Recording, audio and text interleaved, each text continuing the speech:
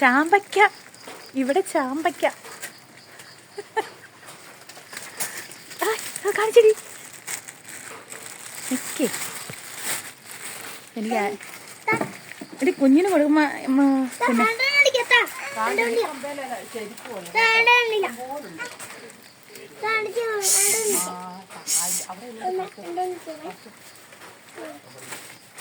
പിന്നെ കാണിക്കടാ സാക്ഷിമനെ. ഇതാരാ? ഇത് എടുക്കണം, ഇത് അമ്മയുടെ കയ്യിൽ നിന്ന് പോയതാ.